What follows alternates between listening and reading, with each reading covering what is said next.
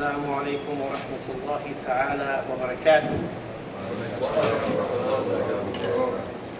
الحمد لله.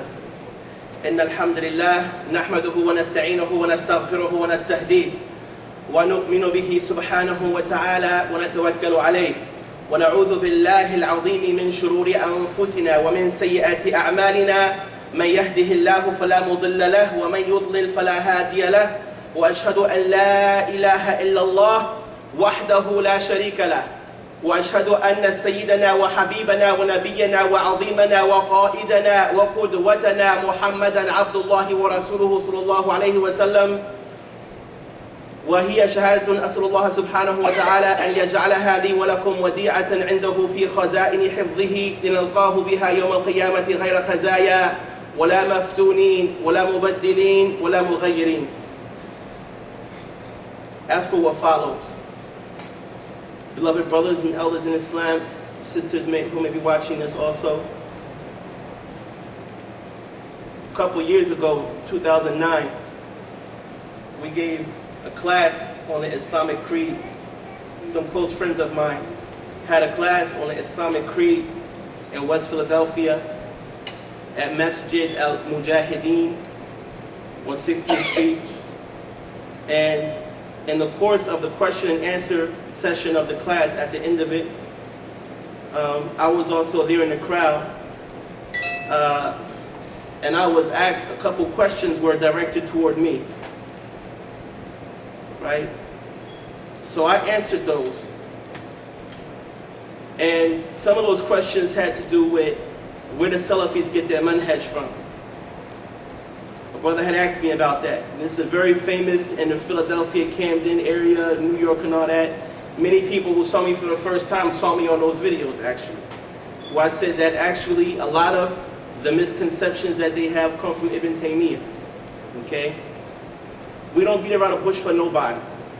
You know what I mean? We have to say how it is, because if we are dishonest, history will be rewritten. People won't know what actually happened in the past. If we bite our tongue and just, oh, everything is all good. No. Some things exist now in the hearts of the Muslims that were not there before certain people started saying things that were incorrect. And those have to be rectified. The scholars in Ibn Taymiyyah's time put him in prison. It wasn't like Imam Malik rahimahullah ta'ala who got in prison for standing up for the truth, or Prophet Yusuf alayhi salam who got put in jail because he wouldn't fornicate. That's not why. He got put in prison by the order of the scholars of his time, from all four of the madhabs. A qadi from each of the four madhabs made the verdict, made the judgment that he needs to be put in prison for things that he used to say that no one else would say, that would go against the ijma', that would go against the consensus of the Muslims. Why do we have ijma'? What is the purpose of having ijma'? The ijma' is we have the consensus so the Muslims can stay unified. So we can stay on an opinion. So it's not everybody say whatever they think and whatever comes in their mind, no matter how much knowledge they know. Because having knowledge alone, having knowledge is something nobody, not even myself, nobody can deny that from Ibn Taymiyyah, that he had knowledge. Nobody. The information he memorized, I cannot hope to memorize. So that's not the claim. The claim is not he was a dummy. If he was, I would say it. I don't care. I don't have a problem with that. But that wasn't, it wasn't about having knowledge or not having knowledge. It's about, after the person has knowledge, what type of things do they say and do after that knowledge? He did some things after that knowledge that were beneficial. He said some things that were good. He wasn't no shaitan, like everything he did and said was evil. Even Fir'aun himself, wasn't everything he said was bad. People are going to say truth and falsehood. I don't think it's possible for a person to say every time they open their mouth they only lie. They couldn't live on earth like that. People tell the truth, you know what I'm saying? And people may be dishonest. But the thing is about, what is the dishonesty about? What is the misrepresentation about? What are the mistakes on? If those things are very damaging, detrimental, harmful, divisive to the Muslims need to know about that. Because it concerns us all. It concerns us all. Things that Ibn Taymiyyah said, nobody said before him, and he would say that the Salaf said this without any proof. And sometimes he would claim that this is the agreement of the Salaf and the Khalaf and the Fuqaha and the people of Tasawwuf and then he would make a statement from his own words. But when you would go back and check, you would see that none of them said that. And the statements that he claimed that they said it from, he misunderstood them statements, which led him to say that. To quote some of the companions, alayhim ridwanullah, with an incorrect understanding, that they were saying that the hellfire would end one day. Umar radiallahu anhu ain't say that. Umar didn't say the hellfire would end. And that can even be interpreted from what he said. All he was saying was that a day would come when no one would be left in there. What's understood by that, he didn't say it would end. There would come a time when nobody would be left in there. People understood from the people of Iman, because Allah would take out of there whoever had Iman in his heart, and that agrees with the sound hadith of the Prophet ﷺ. Not that the hellfire would end. When did he say that? He didn't say that. So what I'm saying is to say, brothers, is that, you know, the purpose wasn't really to attack nobody, but when questions are asked, if you have knowledge, you are betraying. Why learn the knowledge if you're not going to speak up? You and another person who don't know are equal if you all both stay silent. Someone asks a question, the one who knows stays silent because, oh, I don't know how people are going to take this, and the other person doesn't know. Well, then it's like they both didn't know because both of them stayed silent. The result was the same from both of them. So the Imam in this city, Camden, the Imam of Masjid Muhammad ibn Abdul Wahhab, whose name there's no need to say. Whoever doesn't know it, whoever knows his name knows his name. But the Imam of that masjid, he made some statements concerning myself. He called me a liar several times. And now we will establish, Ikhwan, also, from that which shows the lie upon Shaykh al-Islam ibn Taymiyyah regarding this matter. Because there was some generality that was mentioned by this kadhab when he did this talk. كُلُّ صَاحِبْ بَدَى يَكْذِبْ وَلَا يُبَالِ. Every person of desires lies and they don't care. One time he called me shaitan marid, like a rebellious shaitan, in the refutation that he made against me. This individual, Ikhwan, they lie upon Shaykh al-Islam ibn Taymiyyah, this kadhab al-wadda', this shaitan al-marid, ya Ikhwan. This evil devil, Ikhwan, he lies upon Shaykh al-Islam. And I was patient. I held this in, you know what I'm saying? I didn't say anything about that immediately, because I knew that the people that are around me trust what I say. They know that I'm not lying. The people that was in the room, that was in that masjid that night, they know what I'm saying. I'm not saying just to be saying it. Because they know the type of person I am. I don't have to, you know, just say anything about Allah, say anything about scholars, say anything about people in the ummah without verifying. That's not me. But because those statements are still being referred to on the internet, and because some people are feeling like, Akhi, you know, if you have a response, you really should say something about that, because some people who don't know may think that what he was saying was right. And some people were approaching some of my students in Philadelphia, quoting what stuff that he said that was erroneous. So he's like, you know, Ustad, say something. Just a few words, just to settle the whole debate, clear out the air, make it clear for everybody, crystal clear. Okay? The first thing I want to discuss about the reply that he gave to me was that he mentioned a person named Hamad al-Ansari, who's also a Salafi.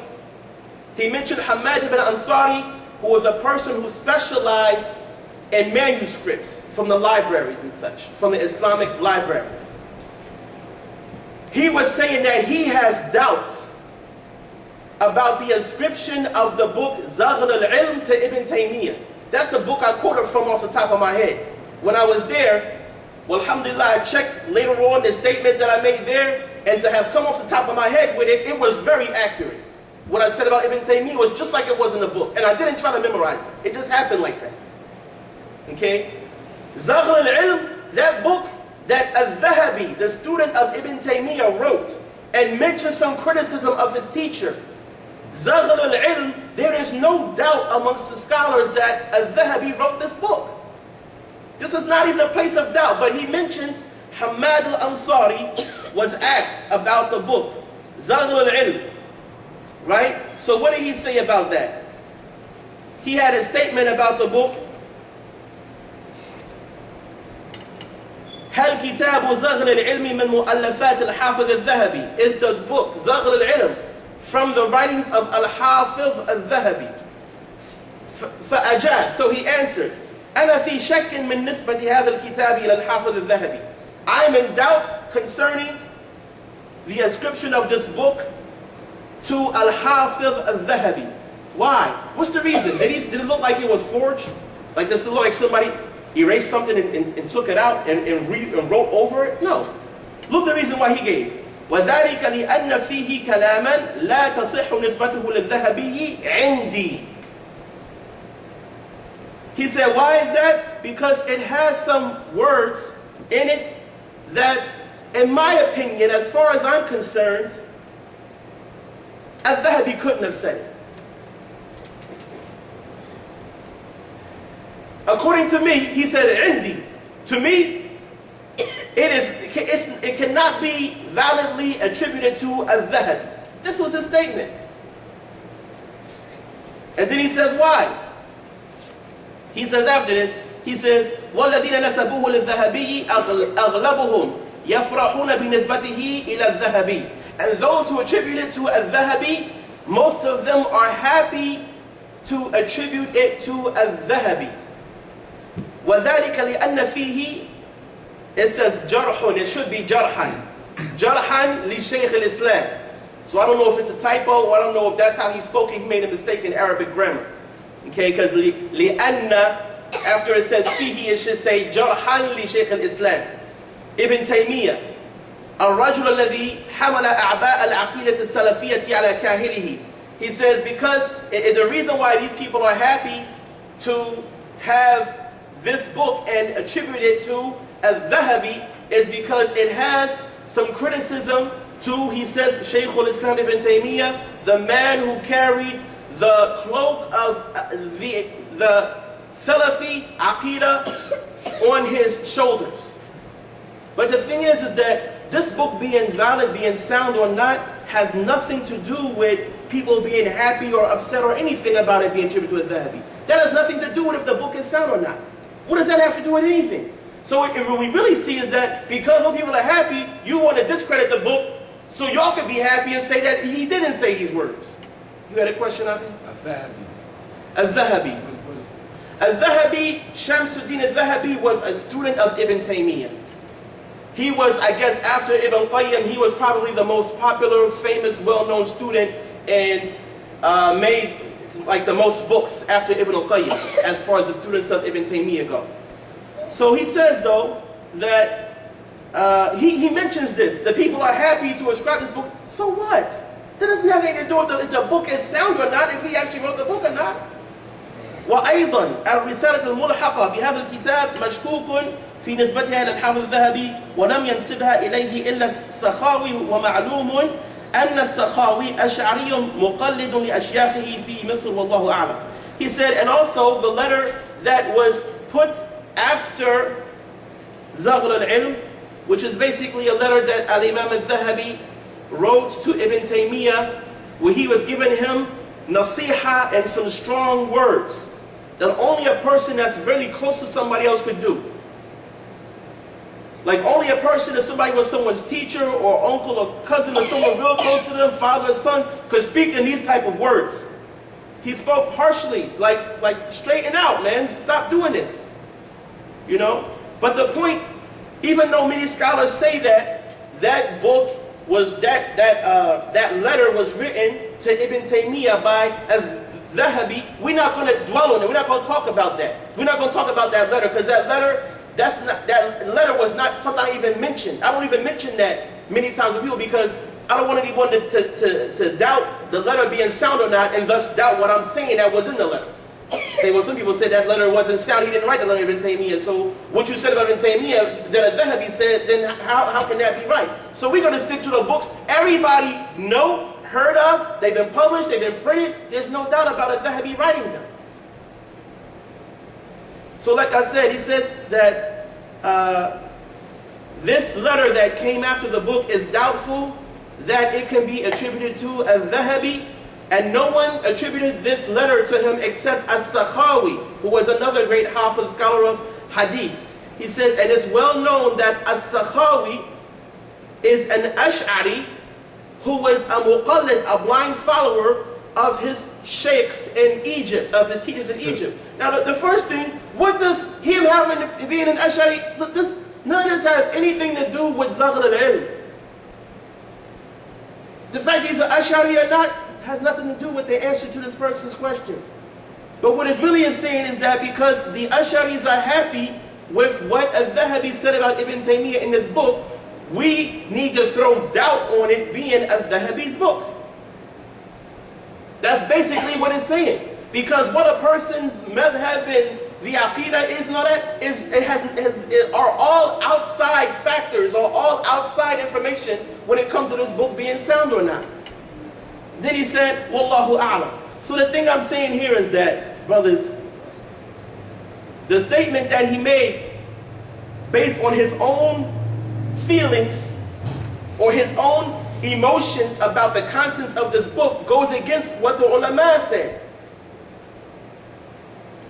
I know all of y'all heard of Al-Haafidh Ibn Hajar Al-Asqalani, rahimahullah ta'ala. Who hasn't heard of him? Al-Imam Al-Haafidh Ibn Hajar Al-Asqalani, rahmatullahi tabaraka wa ta'ala alayh. Let me, just for a couple seconds, explain who this man was. With the muhaddithin, the science of hadith has different tiers, different levels, right? The highest level a person can reach as a scholar of the hadith is Amir al-Mu'mineen fil hadith, to be the leader of the faithful in the science of hadith. Al-Hafiz ibn Hajar, rahimahullah, reached that level with Al-Imam al-Bukhari, Al-Imam Ahmad ibn Hanbal, Al-Imam al-Daraqutni. He was up on the highest level of a scholar of the hadith. His memory was impeccable. His judgment on the isnads was something else, was unique. Can you repeat that again as far as you say Amir al-Mu'mineen? Amir al-Mu'mineen fil hadith, the leader of the faithful. That means like he's like the leader of the Muslims in that. And there are conditions for a person to be that learned. One of them is that the person, they have to have written something in the science of hadith that was so essential that hardly anyone could come after them and be proficient in their science without having to refer to their works. Their works were that serious in that science that any scientist that came later in that science had to depend on what they wrote and how they put it down. Al-Imam Ibn Hajar rahimahullah ta'ala, he mentions, he talks about the fact that this is the book of adh-Dhahabee.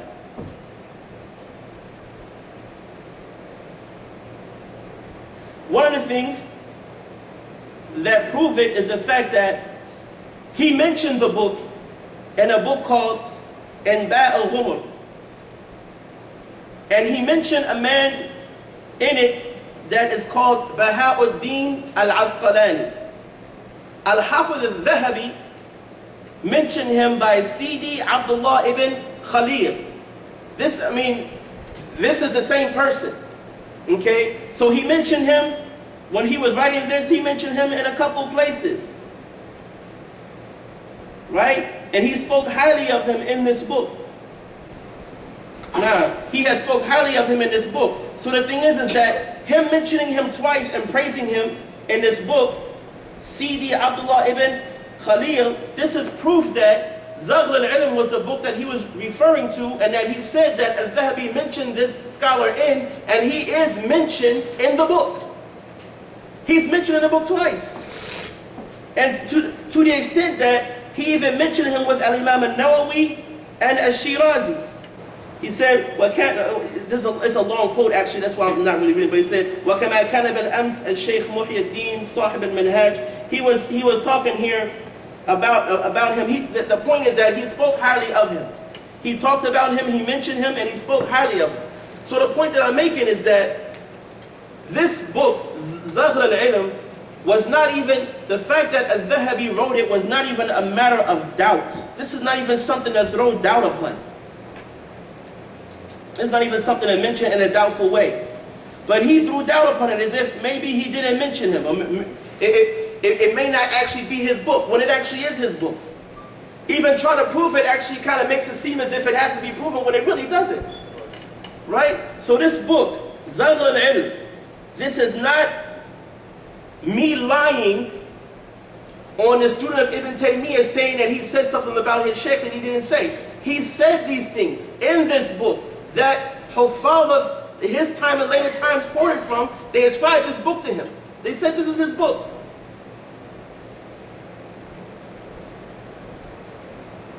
In this book,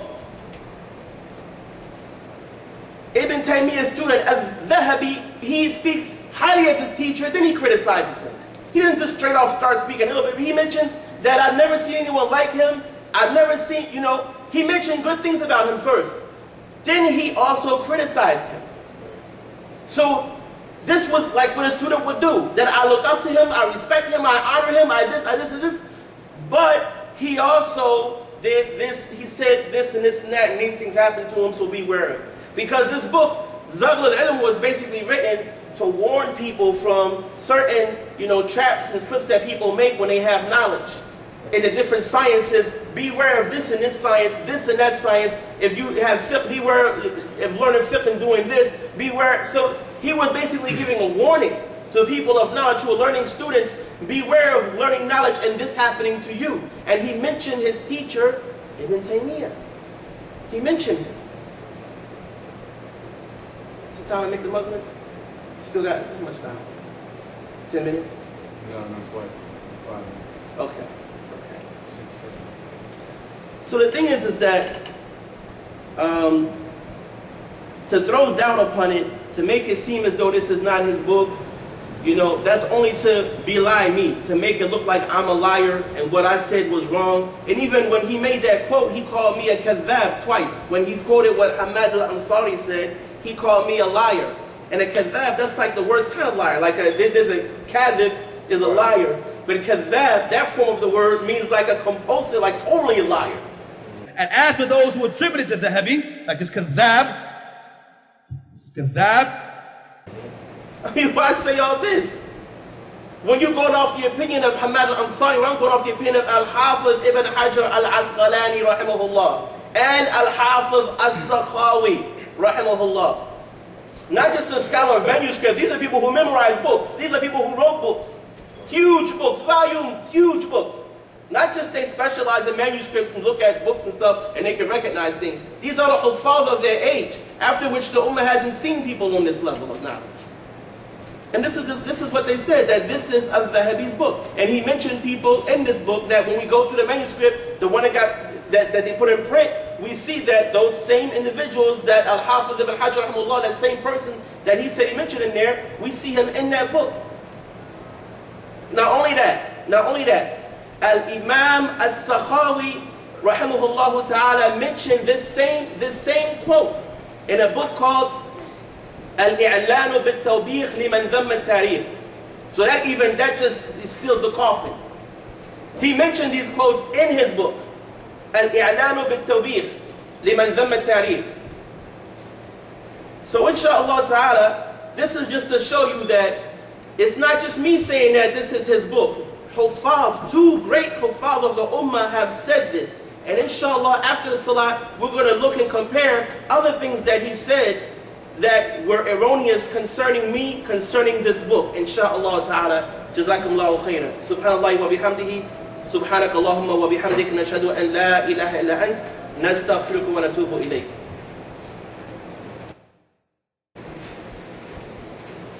Assalamu alaikum wa rahmatullah.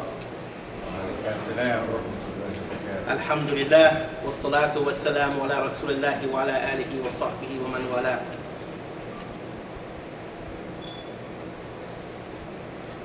Al-Haafidh al-Imam Ibn Hajar al-Asqalani, rahimahullah ta'ala, in his book, in Ba'ul-Ghumr, he mentioned the Zaghl al-Ilm, and he said, وَقَدْ بَالَغَ الذَّهَبِيُّ فِي الثَّنَاءِ عَلَيْهِ فِي كِتَابِهِ بَيَانِ زَغْلِ الْعِلْمِ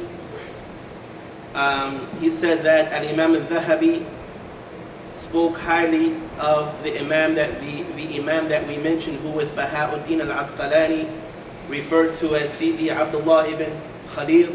He said that he spoke highly about him in his book Zaghl al-Ilm and in other books. And the statement that he made is kind of lengthy, but what he said at the end of it, he said that فلو كنت ذا صنعة لكنت بخير تأكل من كسب يمينك وعرق جبينك وتزدري نفسك ولا تتكبر بالعلم.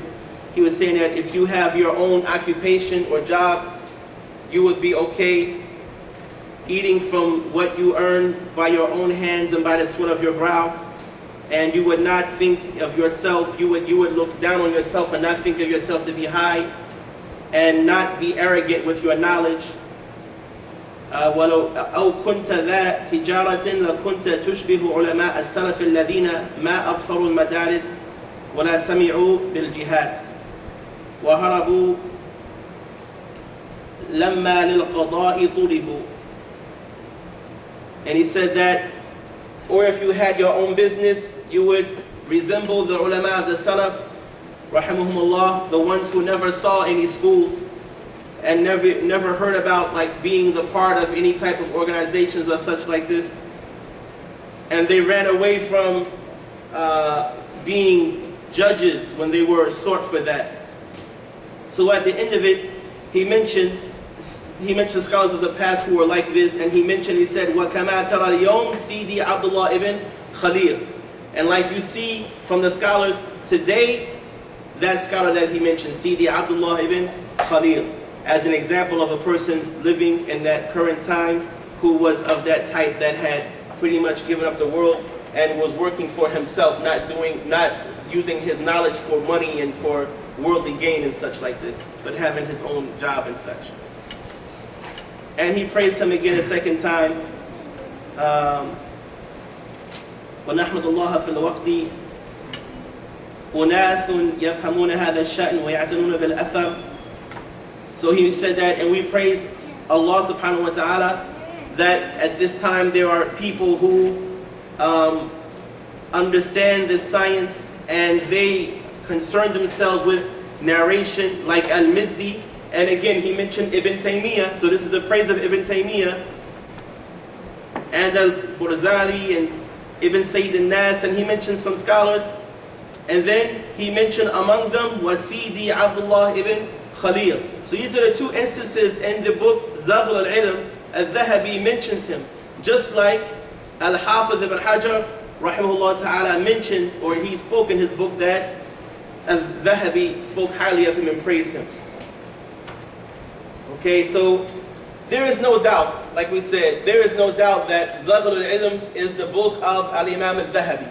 Okay, when he used this quote of Hamad al-Ansari, the person I referred to, the Imam of Masjid Muhammad ibn Abdul Wahhab in Camden, he mentioned that he called me a kadhab twice. That not like this kadhab is saying and this, and he like, as if to say that book isn't really his book, there's doubt behind it, unlike what this kadhab is trying to confirm here. Okay? But these are the statements of Adh-Dhahabee. And the thing is that Adh-Dhahabee has two criticisms. Because I want to show you now who the liar is, who actually was lying and being dishonest. First lie I'm going to mention, actually it's not in this book, I'm going to get back to that book. First lie I'm going to mention is something that he said when he, at the end of his talk, started to praise Ibn Taymiyyah, and he spoke highly of him. He spoke of him in very good words. He was basing that praise of Ibn Taymiyyah that he mentioned at the end of his talk on the tarjama, basically the biography that Adh-Dhahabee gave about Ibn Taymiyyah in his book called Siyaru A'lam al-Nubala. But it's in a volume that got lost. It's in a volume that got lost and got recovered elsewhere. So in that biography, he spoke highly of his teacher Ibn Taymiyyah in different words. So at the end of this, he only mentioned the praise. He didn't even mention really, he mentioned very little of the criticism that Adh-Dhahabee had for Ibn Taymiyyah. But one thing that he straight up lied in and was dishonest in is that he said that when adh-Dhahabee enumerated the flaws of Ibn Taymiyyah, all he mentioned was that Ibn Taymiyyah was harsh in speech and would get angry in debate and such like this. Did adh-Dhahabee say something about his usul? Did he say something about his fundamental principles? About his aqidah? No, rather, Ikhwan, he said from his affair that he had a sharp tongue, and sometimes he would be rough regarding his statements regarding the people. But he said, but did he disagree with his usul? Did he disagree with his creed? Did he disagree with his principles? He said, no, he just said that, he has a temper and he gets upset and stuff like this.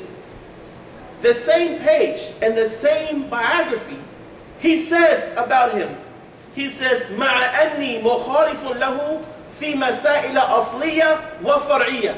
He says, despite the fact that I disagree with Ibn Taymiyyah, I oppose Ibn Taymiyyah in issues of aqidah and issues of fiqh. He said his usul, this word usul, this is out of Sad Lam. That root word is asl. Usul is a plural of asl. He's saying masail asliyah. I disagree with him in issues pertaining to the creed, to the usul, to the fundamentals and principles of Islam. So it wasn't that, I just totally had agreed with him and the only thing I had wrong with, the only fault I saw in him was that he'd get angry. No. He said even in the aqidah and in fiqh I have different opinions than Ibn Taymiyyah used to uphold. Which is why when he referred to different stuff that Ibn Taymiyyah used to say, he mentioned them as being mistakes and errors of Ibn Taymiyyah. Nah, that's adh-Dhahabee, right? That's adh-Dhahabee saying this. Right. But the thing is that when he mentioned the same words, he only mentioned the ta'deel. He only mentioned the praise of Ibn Taymiyyah, the praise of Dhahabee gave to Ibn Taymiyyah, and he omitted any kind of criticism, except what he wanted to put out there as being a criticism, that he has a temper. It's not just that. When a person has a temper, they're out of control. They may not be able to control their tongue, not be able to control their hands, but when they have a temper, when they get upset, that means that they were unable to control their emotions, which could be an indication of not being able to control other things. Because if you get really mad and you say something out of the ordinary, or say something wrong, that means that your getting angry was your not being able to control your feelings and your emotions, and them making you do stuff based on feeling that would go against your sound mind. So that's something to be looked at. So like I said, that was an instance of dishonesty. That was an instance of dishonesty. He did disagree and differ with Ibn Taymiyyah in issues of creed and issues of the Aqidah. And when he mentions the things that Ibn Taymiyyah said, he counts them from his sins. He counts those things that Ibn Taymiyyah went on by himself from being from his sins. And there is no way a person can ignore that. It's right on the same page. What he said was directly on the same page. He said about him, وَأَطْلَقَ عِبَارَاتٍ أحجم عنها الأولون والآخرون وهابوا وجسر هو عليها حتى قام عليه خلق من علماء مصر والشام قياما لا مزيد عليه. He said in his biography of Ibn Taymiyyah, it's been reprinted in a book called Turath Ibn Taymiyyah, basically like the legacy of Ibn Taymiyyah. Adh-Dhahabee says that Ibn Taymiyyah said words, he used expressions that the people of the earlier and later times all refrained from using. He made statements, and mind you, Adh-Dhahabee was a historian. Adh-Dhahabee was a historian. So he's saying that Ibn Taymiyyah made statements that people before and later were all afraid to say or make these actual statements. Wahabu, and they were afraid. They were afraid of who? The people were afraid of Allah. They didn't make these statements. وَجَسَرَهُ عَلَيْهَا. But he himself was so bold to make these statements. Then he said, حَتَّى قَامَ عَلَيْهِ خَلْقٌ مِنْ عُلَمَاءِ مِصْرَ وَالشَّامِ, until a huge group of scholars from Egypt and from Syria, from Sham, stood up against him to confront him. قِيَامًا لَا مَزِيدَ عَلَيْهِ. They stood up against him, standing and they stood in opposition of him in such a way that they couldn't have done more than they did. It was the utmost opposition that they gave him for the statements that he made. Okay? So, he also says in his book, Aqeedatul Awaamm, listen to the wording of this. Listen to the words that he uses. Alright, so we already saw now that Ibn Taymiyyah, right, he made some statements that the scholars confronted him about. He made statements the scholars confronted him about that what? No one else made before him or after him. He said, أَحْجَمَ عَنْهَا الْأَوَّلُونَ وَالْآخِرُونَ. He said the people from earlier later times all refrained. They held back from saying the stuff Ibn Taymiyyah said, but Ibn Taymiyyah spewed these things out, either verbally or in his books. Look what Haafidh Adh Dhahabi says in his book called Tazkiratul Huffaz.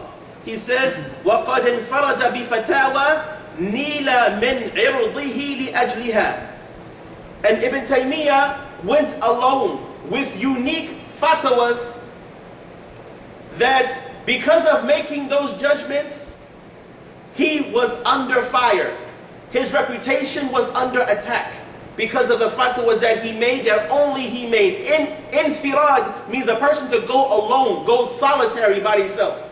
He says, قَدْ انْفَرَدَ بِفَتَاوَى. He went alone by himself with certain fatwas that he made, that because of them, his reputation was under fire. Now look what he says. وَهِيَ مَغْمُورَةٌ فِي بَحْرِ عِلْمِهِ فَاللَّهُ تَعَالَى يُسَامِحُهُ وَيَرْضَى عَنْهُ. He said, but those mistakes are drenched in the ocean of his knowledge. So may Allah forgive him and be pleased with him. Notice what he said, may Allah forgive him. Why? Because these are the things he disagreed with. He disagreed with these statements. You see the tone that he's using here? He said these fatwas, so may Allah forgive him, and because of the knowledge he had, may Allah pardon him because of who he was and what he did and such like this. He didn't say, and because of those fatwas, he was a Shaykh al-Islam, that nobody else had the knowledge that he knew, and no one else beat him to these great opinions that only he had, that were the best opinions. He said that it brought him under fire with who? With the scholars of his time, with the other ulama of Egypt and Sham. Sham is Syria, Jordan, up in that area. Question I got. What's some of the statements that he made bring them up? Oh yeah, we gonna bring them statements out. We gonna bring them statements out. I'm gonna ask y'all if y'all ever heard these statements before, because even scholars many times they haven't heard these statements before. Much less a person would have to have been told about it, because it's just you like what? How did? So we'll bring them out. Shukr, that's an excellent question. We're gonna bring those out inshallah. So he says that فَاللَّهُ تَعَالَى يُسَامِحُهُ وَيَرْضَى عَنْهُ. He says, so may Allah make musamaha of Ibn Taymiyyah. Notice these same opinions Ibn Taymiyyah only had, that for those opinions he called Ahl al-Sunnah, from the Ash'aris and Maturidis, he called them Jahmis. Jahm ibn Safwan was like one of the biggest deviants of the Ummah. He ascribed the greatest, I'm talking about the scholars, that if these same scholars was in another Ummah, that prophet would be proud to have such scholars in his ummah that preserved his sunnah, memorized his words, preserved his book, and passed it on just as it came down to him. They would be proud to have scholars like that in their ummah. But he described them as being Jahmis. He called them one time Makhanithul Mu'tazila.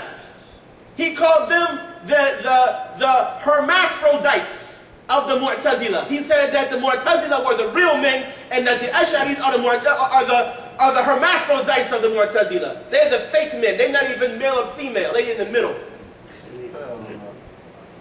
I'm saying, who is he talking about? Who is he talking about?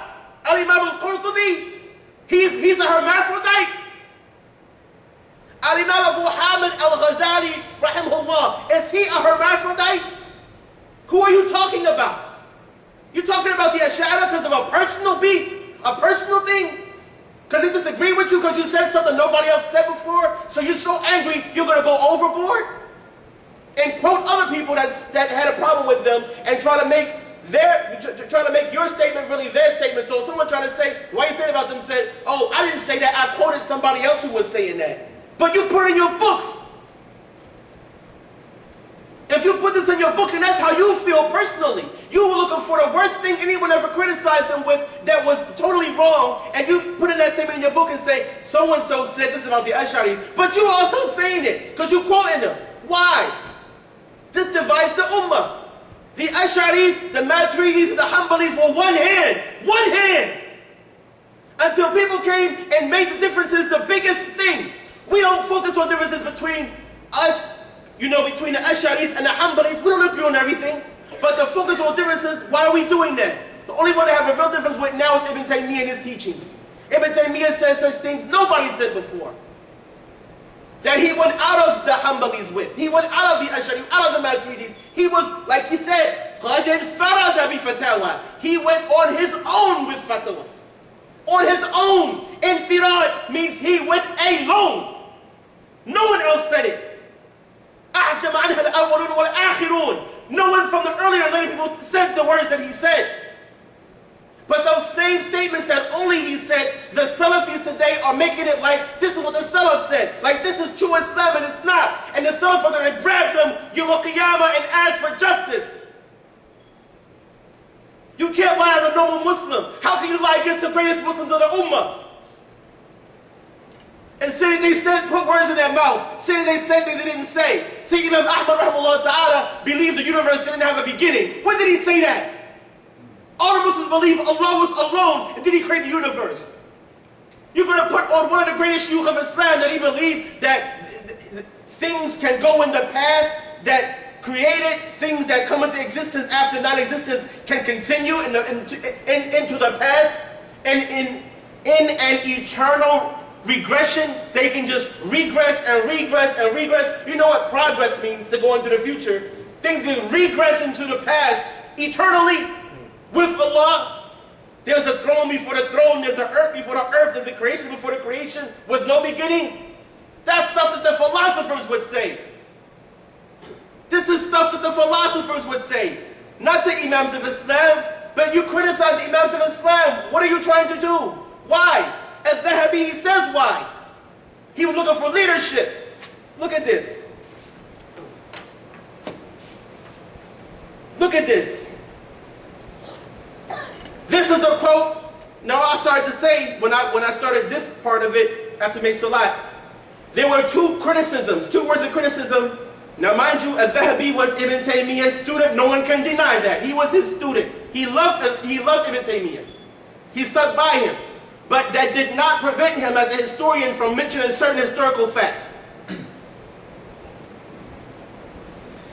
He says, in the same book, Zaghl al-Ilm, and this can give you an idea what is going on. Why would you criticize the greatest scholars of Islam and speak highly of yourself and make your opinions the opinions of the Salaf when you have no proof that they said these things? He says, وَحْذَرِ التَّكَبُّرِ. This is on page 38 of Zaghl al-Ilm. I did not, that night that we made that video clip we put on YouTube, I didn't even mention this quote. This quote is the atomic bomb. This quote shows you what's really going on. I didn't even mention this one. I kind of went easy, but they still couldn't stomach it because they don't know anything else. They don't know any better. They don't read history. They only read what Albani wrote in, these people. Ibn Baz and them. So whatever Ibn Baz, Uthaymeen and such, whatever they write in their books, this is what we know. Al-Fawzan, you can quote all day from Fawzan people, but what actually is in the history books, oh, they were just jealous of Ibn Taymiyyah. Ibn Taymiyyah was the man they just wanted to be who he was, so they was jealous.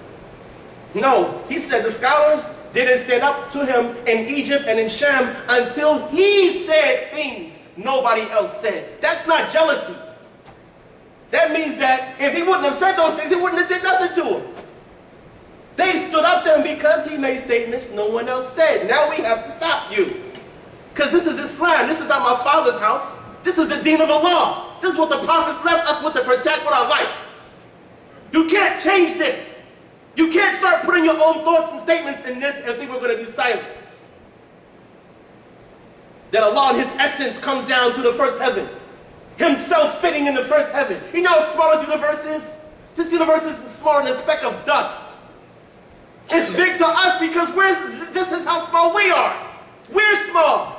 To Allah Ta'ala's power, this earth equals smaller than a grain of sand. Allah came in the first heaven. Are you sick? This is a speck of dust. Can you enter a speck of sand? Can you do that? And you're a human being, and the sand is a human being. How could the Lord of the worlds come into the creation? So this is what I'm saying. Statements like this that make the scholars like, should we kill him or should we just ask him to make tawbah? What should we really do about this man? This statement, I didn't even make this statement.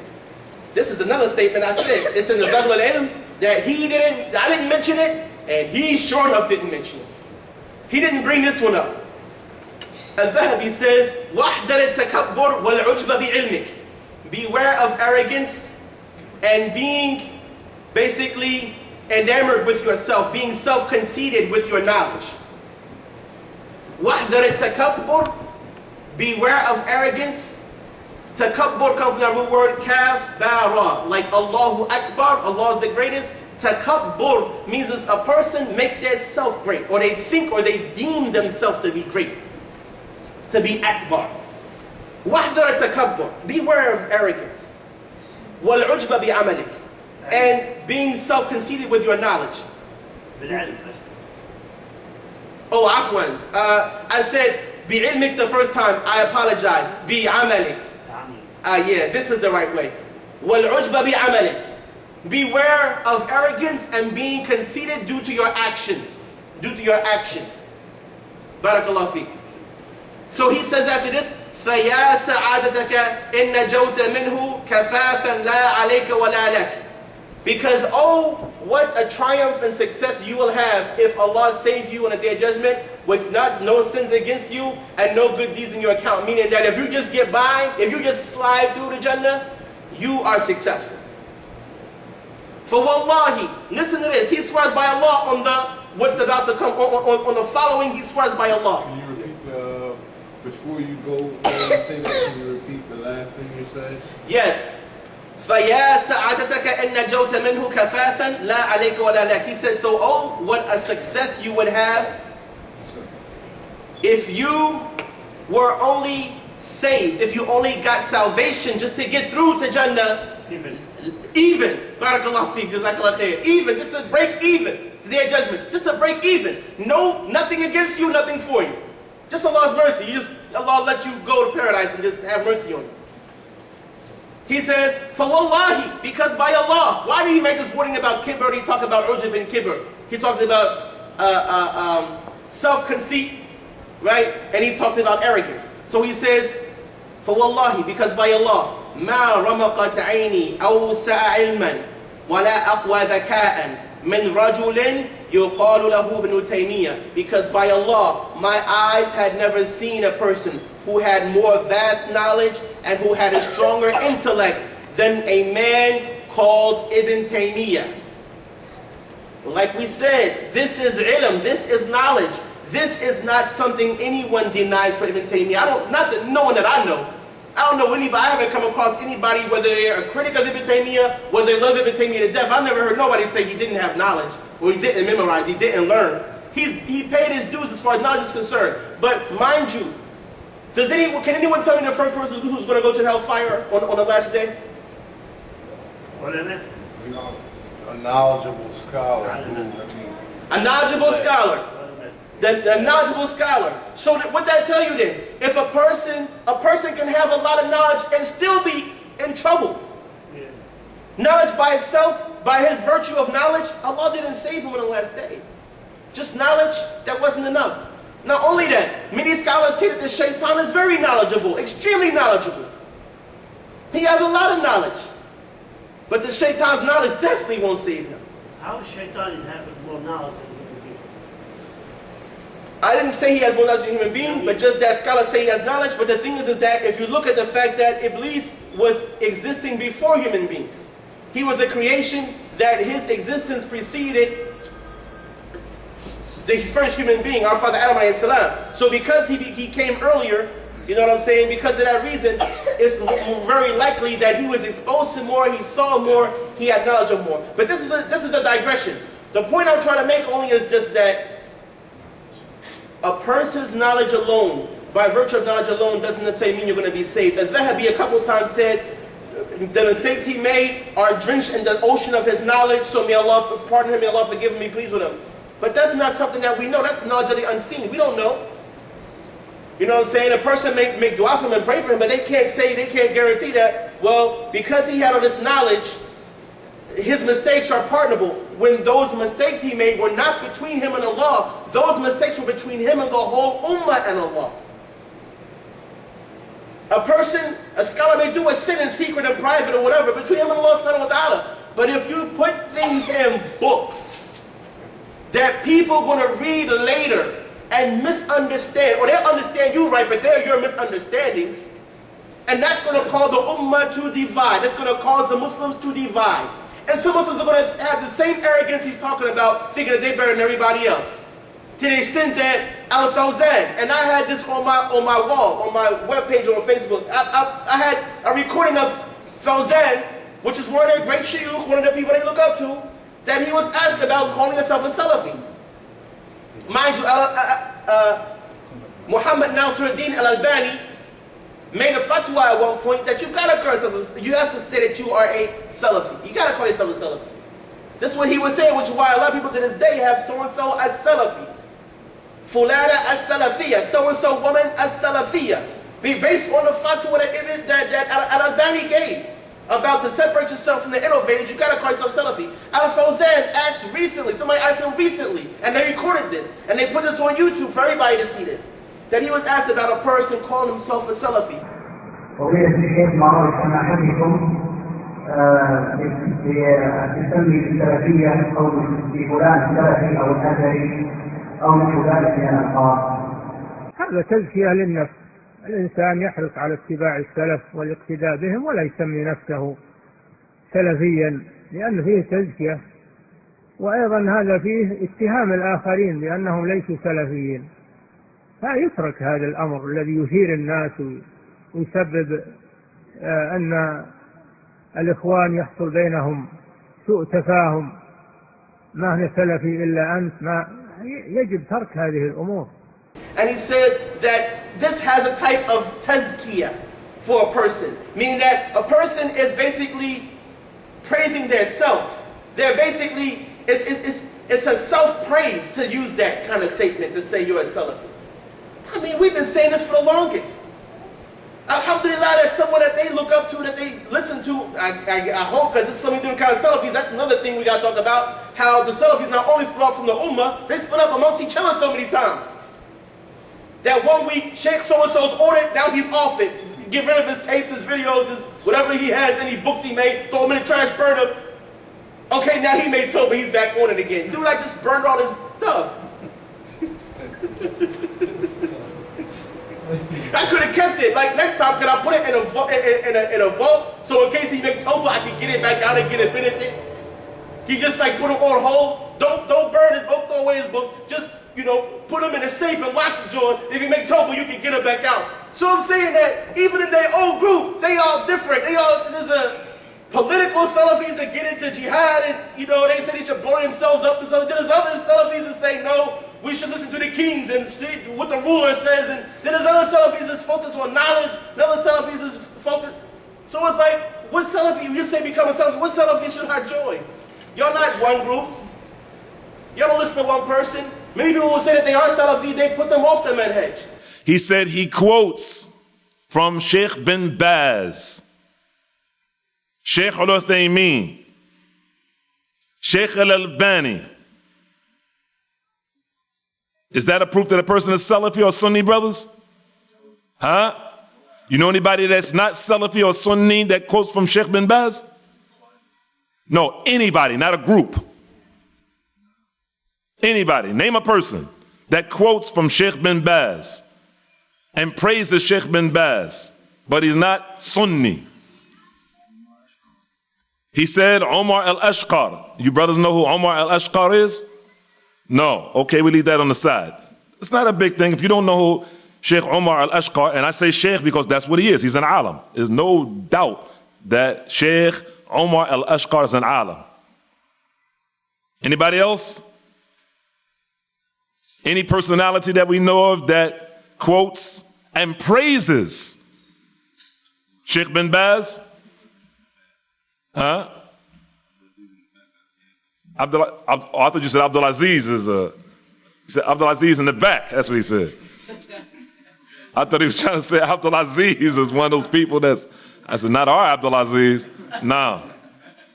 Huh? Majdi Warda. Did he leave Philadelphia yet? Oh, Allahu Musta'an. Majdi Warda. Majdi Warda, I think he's still here in Philadelphia. He studied with Sheikh Abdul Razak al-Afifi. Like 16 years. He was there with Sheikh bin Baz. He's always quoting them. Quoting Sheikh bin Baz, Sheikh al-Uthaymeen, Sheikh al-Albani. Do we know him to be Sunni? Salafi? But he claims it though, doesn't he? He claims Salafiyah. Anybody else? No. We don't take Muhammad Jabali out of Salafiyah. Or I don't take Muhammad Jabali out of Salafiyah. I haven't done that. Maybe some of the other brothers do that, but I haven't reached that point yet. Abdurrahman Abdul Khaliq. He's always quoting Sheikh bin Baz. He's a student of Sheikh al-Albani. But he's not Sunni. Anybody else? Abu Hassan al-Ma'rabi. Some of these names you brothers don't know, right? Anybody else? What do you mean by taking him out of Salafi? We don't say that he's not Salafi. No, you always, I know that. Just like Allah Khairan. You always want to be clear. Now.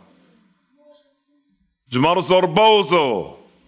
Nah, that's a nice one, because that's right here in America. Nah. We consider him Sunni? Salafi? Huh, brothers? Come on. The topic was the importance of staying away from the people of innovation. Come on. Or you just thought I was just going to talk, right? And that was it, right? That was it. Come on. Or maybe because many of us here are new and we don't know these personalities. We never heard of these names. We can give that to you. But the old heads sitting here, they should be saying something.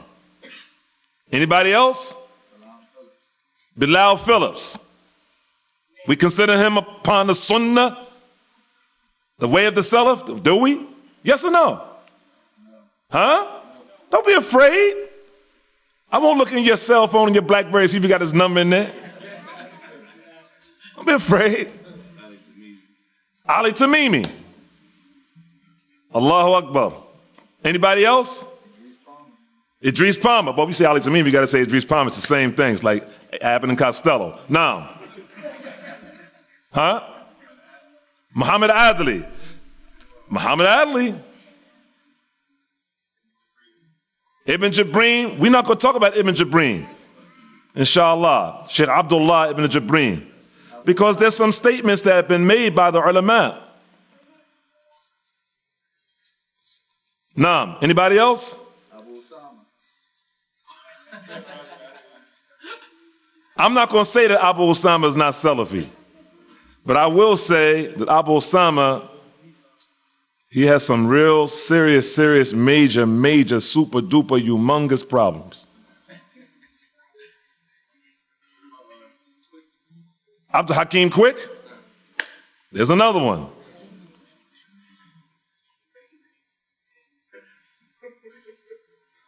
Naam, in the back. There's another one. But you won't hear Anwar Abdul Muhammad quoting Sheikh bin Baz. He doesn't love those people like that. You won't hear them quoting. He may once in a while, maybe because of some affinity that happened to him as a younger man, but maybe, Naam. Abdul Aziz, raise your hand up. Abu Muslima. Definitely. So-and-so says they're Salafi, but are they Salafi? No, they're off the Manhaj. So-and-so says that he thinks he's a Salafi. He's off the Manhaj. So this means that even in your own group, even if you try to unify the Ummah by joining you, they're joining division. The Ummah, if they join you, they have joined division. We're more unified staying outside of you and keeping the number of groups we already have in the Ummah at that number. Because if we join you, we definitely going to make more groups. Because that's what y'all do. Because when you're a Sunni, if you're a Sunni, you're a flower. You're a rose. You're a tulip. If you go sit amongst those weeds, you're going to beautify them. That's what's going to happen. So you stay far away from them. Because it's important to stay away from the people of innovation, but it's also important to stay away from innovations. Sorry, Sheikh. What they call non-Salafi? So what are the range they call the non-Salafi? They may use all kind of names, Aqeed. I've heard different names. I've heard deviant, I've heard qutbi, I've heard all kind of stuff. Allahu Alam. I don't know what words they'll use, but the thing is just that this name calling, why? Why we call each other names? The people that call themselves a name besides themselves, outside of them, usually only call themselves that name because this is their teacher. You know what I'm saying? Like they may say I'm a Shafi'i, they may say I'm an Ash'ari, but they don't go around, we are the Ash'aris, we are the Haq. They just say that, you know, no, in this science I study from the students of this sheikh. The students, the disciples of this sheikh, they're my teachers, I look up to them. But it's not like this is our slogan and this is our label and we have to take this to the ends of the earth. No, it's not like that. This is just to identify schools. This person comes from this school, this person comes, and when you know who Ahl Sunnah are, you respect all of them. You don't gotta be a Hanafi to respect the Hanafis, you don't gotta be a Hanbali, you respect all the Imams, and you respect their students. But like I said, when people come and based on their own, whatever, their ego, whatever it is, you know, and they throw that into the mix, it spoils things, it messes things up. Let me read to y'all, because I didn't get to this statement. وَحْذَرِ التَّكَبُّرِ, beware of arrogance, وَالْعُجْبَ بِعَمَلِكَ, and being impressed, being conceited with your actions. فَيَا سَعَادَتَكَ إِنَّ جَوْتَ مِنْهُ كَفَافًا لَا عَلَيْكَ وَلَا لَكَ. We're still on page number 38. Because, oh, what a success it would be if you can break even, not against you and not for you. فَوَاللَّهِ مَا رَمَقَتْ عَيْنِي أَوْسَعَ عِلْمًا وَلَا أَقْوَى ذَكَاءً مِنْ رَجُلٍ يُقَالُ لَهُ ابْنُ تَيْمِيَّةَ. Because by Allah, my eyes had never seen anyone who had more vast knowledge. And we spoke about that knowledge, right? We don't deny the knowledge, but we say that the knowledge by itself is not enough. Okay? وَلَا أَقْوَى ذَكَاءً, or a person who had more stronger intellect. من رجل يقول له ابن تيمية, than a man who was called Ibn Taymiyyah. مع الزهد في المأكل والملبس والنساء. While at the same time he was an ascetic. He used to abstain and not have the value and not have the value in his heart for the dunya. When it comes to clothing, when it comes to eating and clothing and women, getting married. So he wasn't a person that was into these types of things. وَمَعَ الْقِيَامِ فِي الْحَقِّ وَالْجِهَادِ بِكُلِّ مُمْكِنٍ. And while standing up for the truth and making jihad, making effort and sacrifice in whatever way he could. And he says after this, he says, وَقَدْ تَعِبْتُ فِي وَزْنِهِ وَفَتْشِهِ حَتَّى مَلَلْتُ فِي سِنِينَ مُتَطَاوِلًا. He said, and I, over the years, have become tired of weighing him and evaluating him over the long years. Look what his end synopsis is of his teacher. فَمَا وَجَدْتُ قَدْ أَخَّرَهُ بَيْنَ أَهْلِ مِصْرَ وَالشَّامِ. So what I saw to be the reason that put him back, that made him, didn't put him in the front, but put him in the back and made him a person of contempt to the people of Egypt and Sham, Syria. So remember what he mentioned though, the scholars of Egypt and Sham stood up against Ibn Taymiyyah when he said things that he said. He said, what I saw put Ibn Taymiyyah back, what was holding him back was the following. فَمَا وَجَدْتُ قَدْ أَخَّرَهُ بَيْنَ أَهْلِ مِصْرَ وَالشَّامِ وَمَقَتَتْهُ نُفُوسُهُمْ وَازْدَرُوا بِهِ وَكَذَّبُوهُ وَكَفَّرُوهُ إِلَّا الْكِبْرُ وَالْعُجْبُ. He said that what I saw to be holding Ibn Taymiyyah back to the scholars of Egypt and Syria, and what made their souls dislike him, and what made them put him down and criticize him, and call him a liar, and even a kafir, a disbeliever, was only due to arrogance and self-conceit. Arrogance, al-kibr wal-ujub, arrogance and self-conceit. وَفَرَطَ الْغَرَامِ فِي رِيَاسَةِ الْمَشْيَخَةِ, and having a strong desire to be the lead sheikh. This is what I said about why are we doing all this? Why are we putting everybody down, putting oneself up? My opinion is right and everyone else is wrong, no matter how. They were the sheikh of the Hanbala, they were the sheikh of the Hanabila in their time maybe, but they didn't understand like I do. They had some misunderstanding. I know what I'm talking about. What is this all about? Riyasat al-Mashyakha, being the lead sheikh, the head sheikh. وَالْإِزْدِرَاءِ بِالْكِبَارِ, and putting the high noble people, the scholars and such, putting them down. This was the result of this. The arrogance and self-conceit was that he wanted, to be the leader at the expense of putting other people, others, great shuyukh who were like mountains, trying to deride them, trying to devalue them, trying to bring them down, bring myself up. And we say, may Allah protect all of us from that. May Allah save all of us from that and from the effects of that. فانظر كيف وبال الدعاوي ومحبة الظهور. نسأل الله تعالى المسامحة. He says, so look at what the end result of these empty claims were and wanting to be famous was. May Allah the exalted give forgiveness. May Allah forgive Ibn Taymiyyah for this, what he's saying basically. فَقَدْ قَامَ عَلَيْهِ أُنَاسٌ لَيْسُوا بِأَوْرَعَ مِنْهُ وَلَا أَعْلَمَ مِنْهُ وَلَا أَزْهَدَ مِنْهُ. He said because people stood up to confront him who were no more, they were not more detached from the world than he was. Nor were they more knowledgeable than him. Nor were they more, let's say they were not more cautious of displeasing Allah than he was. Wara' means to leave things that may be lawful out of fear for getting something that's unlawful. Like if you had 100 things, you may leave 99 of those things because one of them may have something unlawful in it. So you leave the whole 100%, you leave all of it. Because 1% of it has some doubt, that's wara', that's being careful.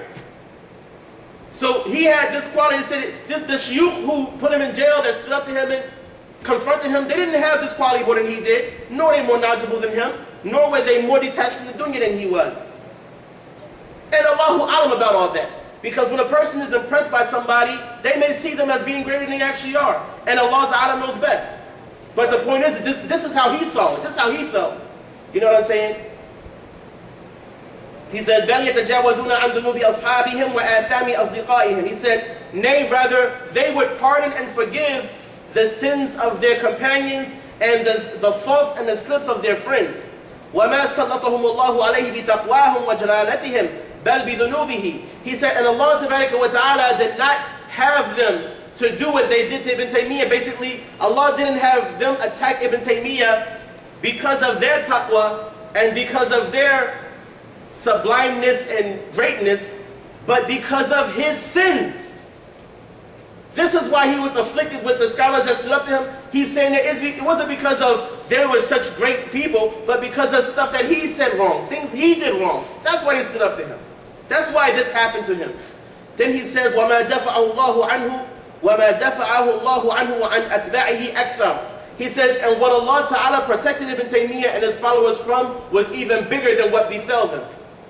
وَمَا جَرَى عَلَيْهِمْ إِلَّا بَعْضُ مَا يَسْتَحِقُّونَ فَلَا تَكُنْ فِي رَيْبٍ مِّن ذَلِكَ. And nothing happened to them except some of what they deserved.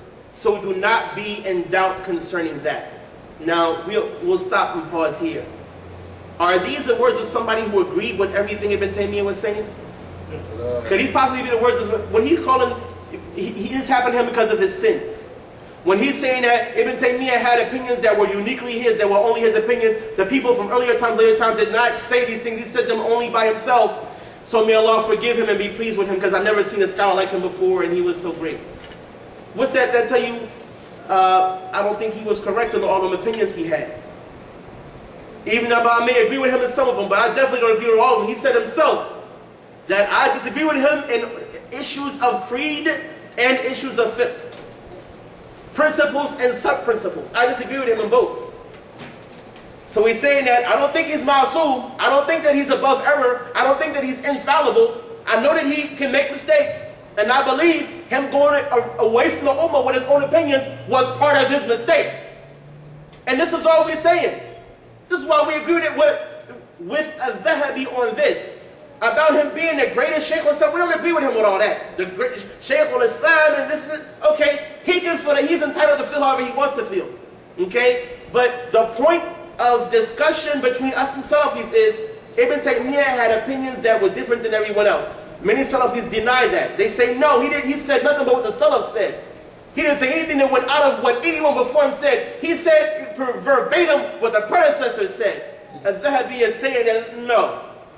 He said things no one else would say. Okay? That's the first disagreement Adh-Dhahabee agrees with us on, not with them. Secondly, the things that he did go by himself on, was he right or wrong? Adh-Dhahabee says, I disagree with him. We said we disagree with him too. So why they all say that we only agree with him? The stuff that he said wrong, if you was to ask a Salafi, sit down right now, can you ask me a question? Maybe one of y'all can do this. Y'all have time? Y'all some Salafi friends? Alone one time, maybe, I don't know, eating some food or something? Just ask him one time. Akhi, do you know of any mistakes Ibn Taymiyyah ever made? If he's not really feel like astaghfirullah, if he don't do that, I doubt if he'll tell you any mistakes that he knows of that his teachers taught him, Ibn Taymiyyah made. Beware of that, but take the rest of his stuff. Accept the other things from him, but you know, he made a mistake in this and this and that, but you can take everything up. It's not like that with them. They may say we believe, we don't say he's infallible, we don't say he never made mistakes, but if you ask him what mistakes did he make, there's total silence. They don't know what mistakes he made. Because they don't want to admit that what the other scholars of his time say were mistakes, they don't want to admit that those were mistakes. Because that would be to admit that the majority was right and that he was wrong, and they don't want to say that. Because their whole methodology is based on this one man. It's based on this one man. So if he's wrong, we're all wrong. So he got to be right, and the rest of the ummah has to be wrong.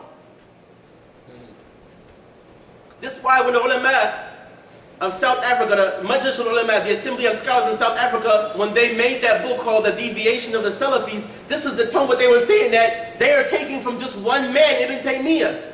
They could be more honest about it and stop saying they take it from the Salaf and just admit they just take it from Ibn Taymiyyah, but they don't want to do that. They want to attribute everything that they say the Salaf is saying is from Ibn Taymiyyah's words. So this is what he said. He attributed this to Ibn Taymiyyah's sins. What befell him? What befell him? People call him kafir. People call him a kadhab. People say he's a liar. They said he made kufr. They said all of these things that they said. Why did adh-Dhahabee say? Because of his sins. Not because of their righteousness or because they were more learned than him, but because of his sins. What were some of those sins he mentioned right here? He mentioned arrogance and self-conceit. And looking for the leadership of the scholars, of the Muslims. To be the biggest scholar. These are some of those sins and some of the mistakes he mentioned here. He didn't go into detail and mention like the actual things in the Aqeedah and fiqh he disagreed with Ibn Taymiyyah about, but he's saying that, I know he's not ma'asum, I disagree with him in principal issues and sub-principles. With issues of the heart and issues of the body. Issues of creed and issues of action.